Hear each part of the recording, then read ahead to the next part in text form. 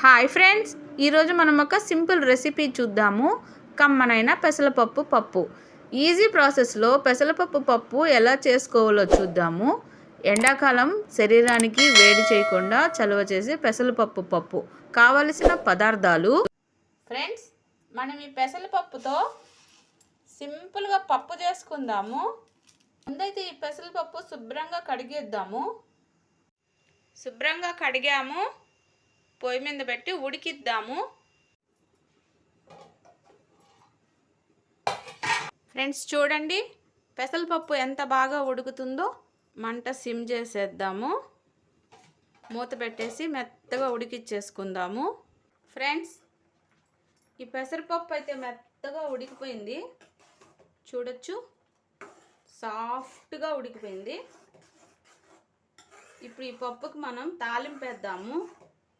మన ఇంట్లో ఏ కూరగాయలు లేనప్పుడు, చాలా తొందరగా చేసుకోవాలి వంట అన్నప్పుడు ఈ పప్పు చాలా ఈజీగా చేసేసుకోవచ్చు. ఫ్రెండ్స్, చాలా తొందరగా అయిపోతుంది. పెసరపప్పు కాబట్టి తొందరగా ఉడికిపోతుంది.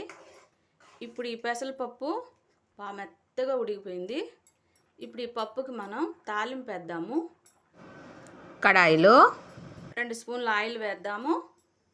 తాలింపు గింజలు, ఆవాలు, జీలకర్ర, ఎండుమిర్చి, ఆనియన్ ముక్కలు, తెల్లగడ్డ, 2 రెమ్మల కరివేపాకు. ముందుగా తాలింపు గింజలు వేసేద్దాము. దంచిన తెల్లగడ్డ పాయలు వేద్దాము. 2 రెమ్మల కరివేపాకు, సన్నగా కట్ చేసిన ఆనియన్ ముక్కలు వేద్దాము. చాలా సింపుల్ రెసిపీ ఫ్రెండ్స్, చాలా కమ్మగా ఉంటుంది.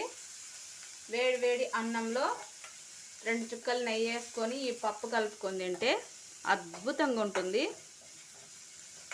పెసరపప్పు పప్పు. ఆనియన్స్ కాసేపు మగ్గిద్దాము.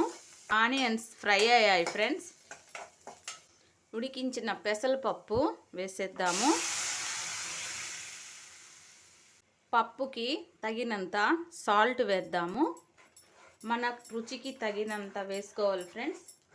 చాలా సింపుల్ రెసిపీ, చాలా తొందరగా అయిపోతుంది.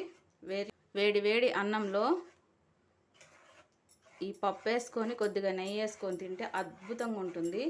ఫ్రెండ్స్, ఇప్పుడు ఈ పప్పు అయితే రెడీ అయ్యింది. వీడియో నచ్చితే లైక్ చేయండి, సబ్స్క్రైబ్ చేయండి.